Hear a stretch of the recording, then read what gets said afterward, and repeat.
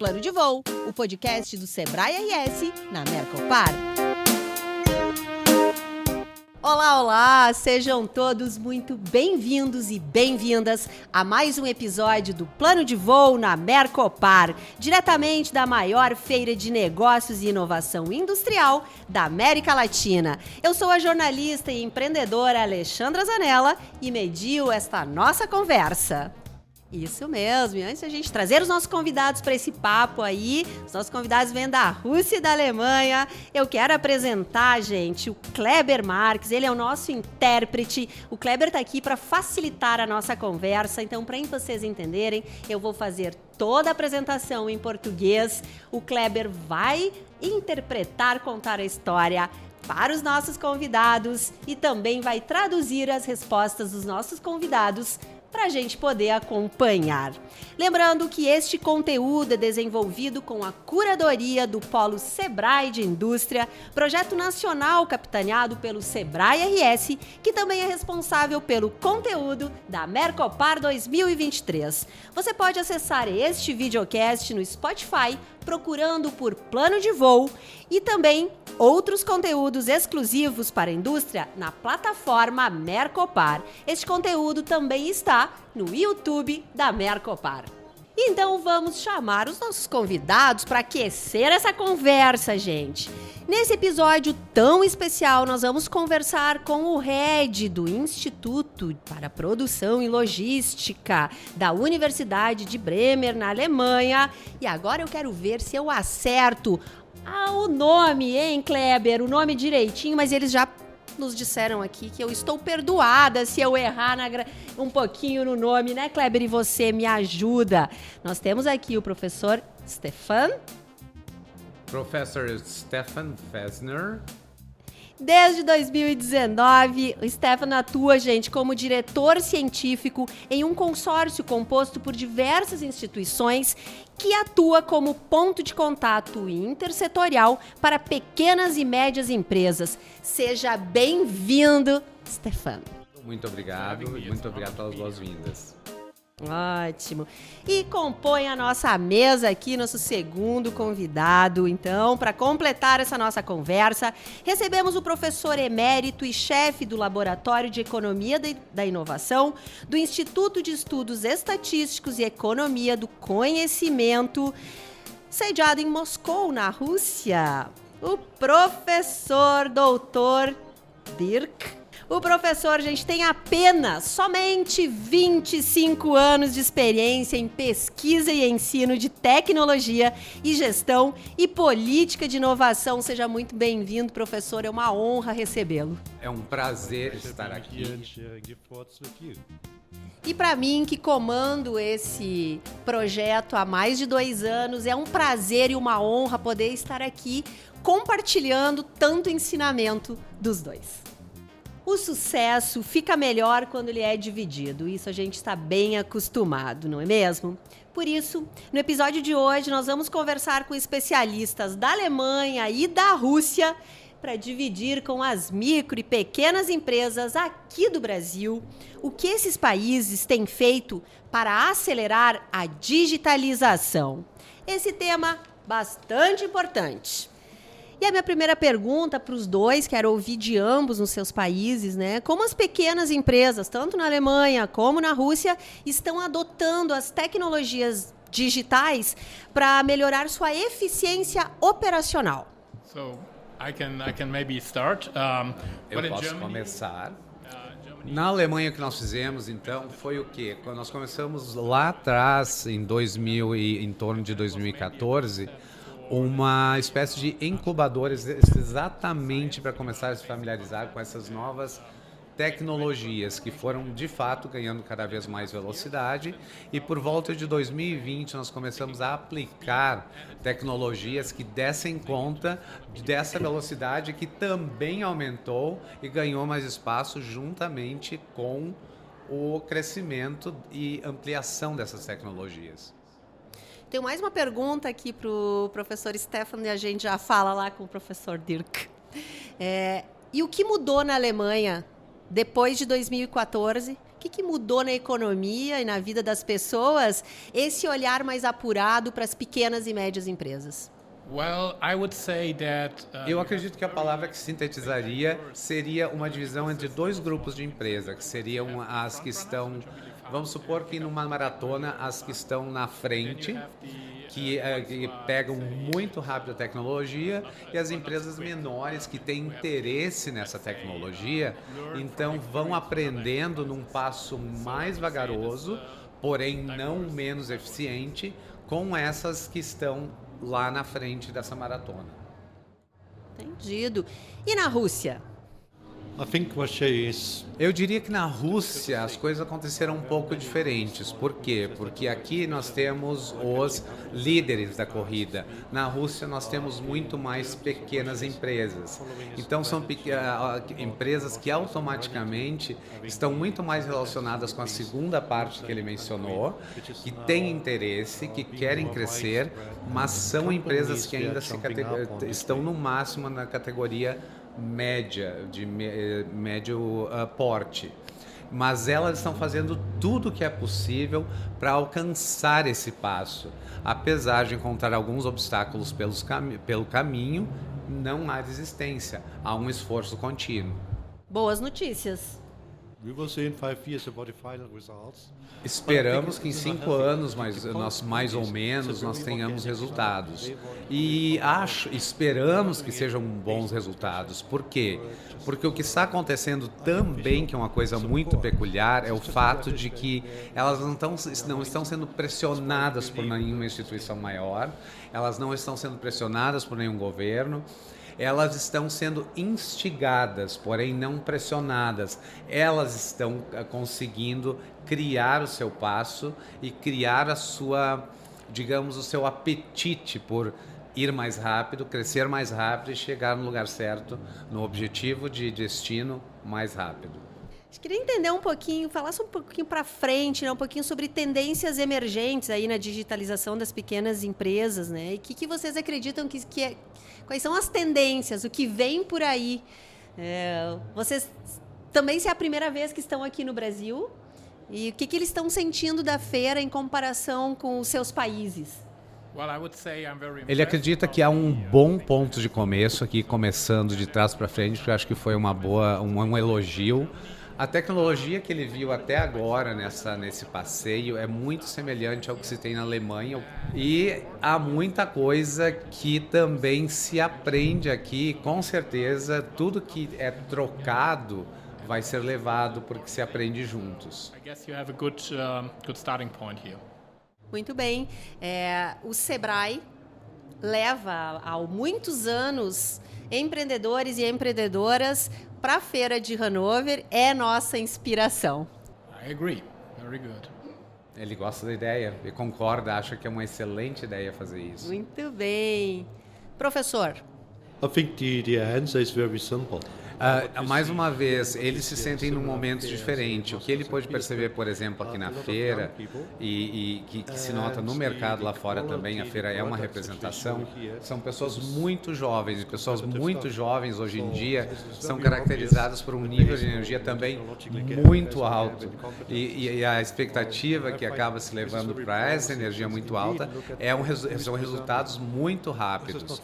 De certa forma, na Rússia, há algumas diferenças por peculiaridades do sistema e da cultura, mas fora isso há muita semelhança. Talvez haja menos jovens e ainda se tenha algumas pessoas com um pouco mais de experiência, vamos assim dizer. Obrigada. Trabalhando para acelerar esse passo, mas também acompanhados dessas pessoas com muito gasto para entregar para o mercado. Muito bem. Stefan, na Alemanha existe um projeto da Indústria 4.0, né, para um programa da Indústria 4.0, uma plataforma. Eu queria que você nos contasse um pouco que programa é esse, que vantagens, como as empresas podem acessar, até para saber se a gente pode se inspirar aqui no Brasil e fazer um projeto parecido com esse. Yeah, I can try. I mean, As pessoas têm uma ideia de que esse projeto da Indústria 4.0 é um projeto unicamente voltado à tecnologia, como se a tecnologia pudesse ter essa autonomia total sem o uso do recurso humano. Mas, na verdade, ela tem o objetivo de preparar a empresa como um todo para absorver essa tecnologia. E, indiscutivelmente, o ser humano é preciso ser preparado ao longo desse processo. Alguns processos que são feitos em termos de protocolos e burocracia são necessários, buscam uma adaptação também para receber de forma adequada e poder aplicar as aplicações, a tecnologia de forma adequada. Porque se não houver toda uma adequação para recebê-la, a tecnologia não cumpre o seu papel. E essa plataforma, esse projeto, esse programa, ele é iniciativa privada, tem apoio de políticas públicas do governo. Como é que ele funciona? there are several pillars. Há dois braços aqui do qual ele fala. Há o quê? Uma combinação de ter uma startup, a startup escolhida para que haja essa aposta recebe fundos que é metade governamental, metade empresa privada, e não só isso, existem aproximadamente 30 centros de treinamento. Então eles não só incentivam essas pessoas com o financiamento, incentivando financeiramente, mas as preparando para usar este incentivo financeiro. And also try it. Bem. E na Rússia, existe algum programa parecido com esse que tem na Alemanha de incentivo aí às pequenas e médias? E aqui estamos falando bastante sobre a digitalização, a transformação digital tão acelerada pela pandemia. It's difficult to say if there are some or if there's none. Lá, mais uma vez, eu acho que é uma coisa aqui que é constante, né? A cultura é diferente, existe uma característica do sistema que é diferente, mas sim, há um incentivo, mas não há uma instituição específica. Eles fazem a sua seleção de acordo com os critérios deles, e sim, quando há uma empresa, uma startup escolhida, aí sim, eles vão fazer o investimento tecnológico, o investimento financeiro e vão fazer todo o necessário para que haja uma preparação dessas pessoas para o uso dos recursos que foram dados a eles, recursos que sim, saem da empresa privada e do governo. Quero aproveitar o gancho que os dois convidados falaram aqui sobre letramento. A importância de se educar o empresário, o empreendedor. E eu queria ouvi-los um pouco sobre essa importância de não somente depositar o financiamento, dar o dinheiro, mas você educar, dar o letramento e refazer uma consciência de como investir o dinheiro, onde investir. Well, I think it comes about training and education, and this is O que ele fala é uma coisa bem interessante, porque não é só a questão de chegar a criar startup, começar naquele ponto. O que eles estão fazendo, por exemplo, é mudar, inclusive, currículos de educação formal para desenvolver futuros empreendedores, criar uma mentalidade de empreendedores. Que, dessa forma, vão ser pessoas que vão desenvolver startups no futuro, mas já vêm desde muito cedo preparados com uma sementinha que vai gerar esse projeto no futuro. Many institutions at the master's level, at the bachelor's level. E o papel fundamental das universidades nesse ecossistema. Yes, this is an essential role, and this is essential for all teaching in all subjects. É mais ou menos como ele vê aqui. Ele viu 90%, é um número que eu estou dando em relação ao que ele disse, falou uma grande maioria, jovens. Por que a universidade, como você pergunta, se torna uma entidade extremamente importante? Porque sim, há essa sementinha plantada desde cedo. mas é na universidade que vai se de fato preparar o aluno para ter a ideia, saber desenvolvê-la e se preparar para chegar no ponto onde ele vai em contato a entidade que pode ajudá-lo, ou a empresa que pode ajudá-lo, ou o caminho que ele pode seguir para chegar onde deseja. They burn for it. They love it. Muito bem. Na Alemanha, quais foram os principais desafios de 2014 para cá que vocês identificaram? Especialmente nessa transformação digital, na digitalização. Eu acho que, de novo, trazendo a pandemia mostrou como o mundo inteiro estava atrasado, né? Isso é fato. Países emergentes ou países de primeiro mundo estávamos atrasados e a pandemia acelerou isso. Mas queria ouvir um pouquinho quais as principais dificuldades que as pequenas e médias empresas na Alemanha enfrentavam e ainda enfrentam um pouquinho nesse caminho da digitalização.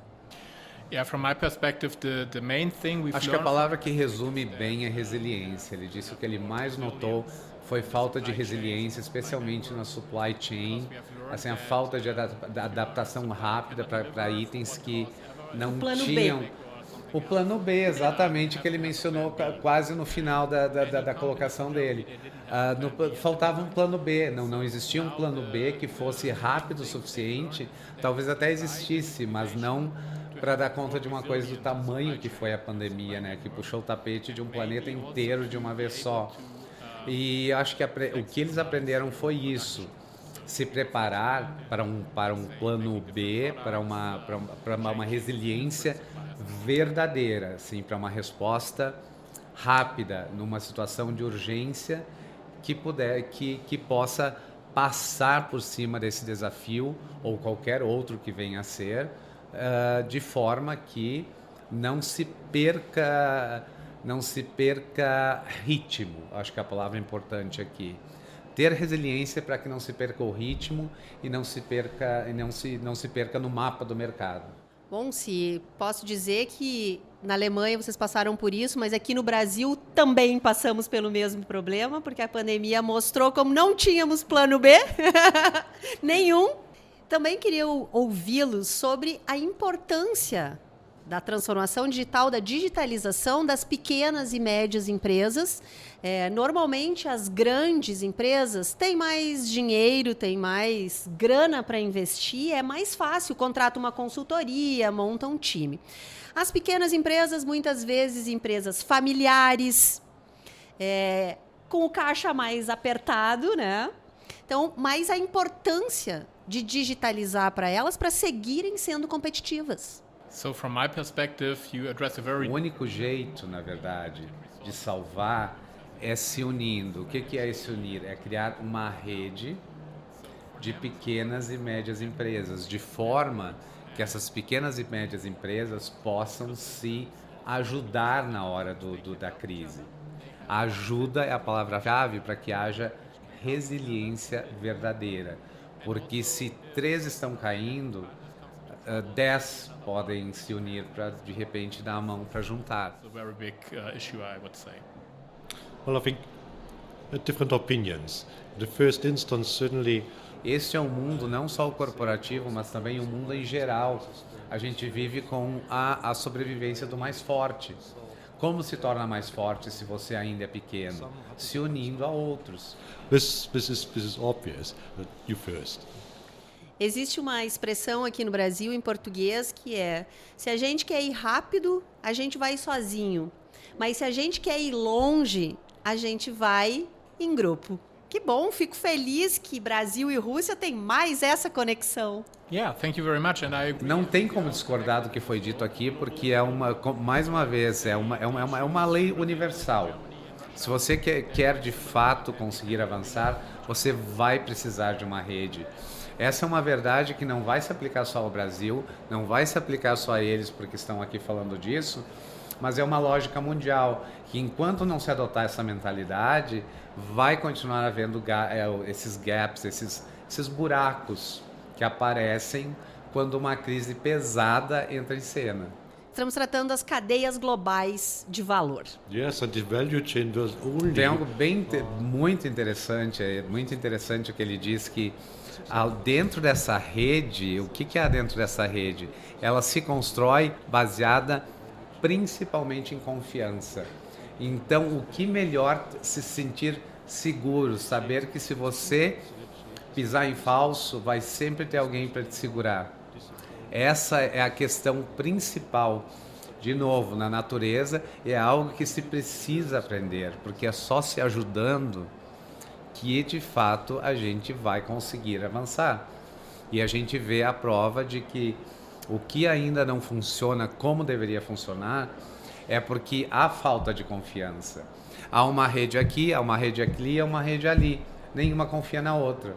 Mas talvez se criasse uma rede que, do tamanho daquelas 3 juntas, com todo mundo confiando em si e tendo certeza que na hora do tombo, o tombo seria amenizado, o problema seria muito menos impactante. Infelizmente, o nosso tempo para esse episódio está acabando. Eu lamento muito, gostaria de que ficássemos algumas horas aqui conversando. Queria ouvir ainda mais as experiências de Alemanha e Rússia, mas eu acho que a gente já conseguiu sentir um pouquinho, entender um pouco das características desses países tão diferentes, com culturas tão diferentes, mas também tão iguais em vários momentos.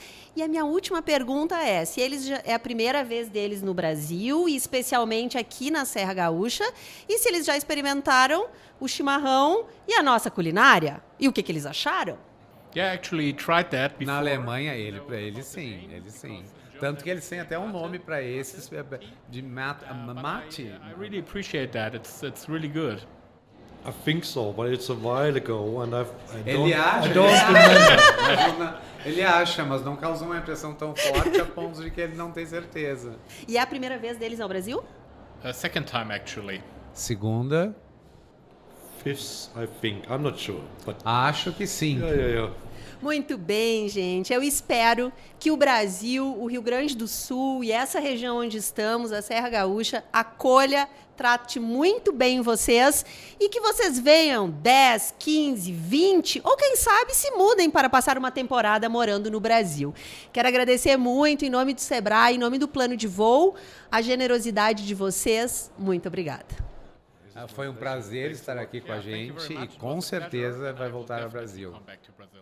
Muito bem.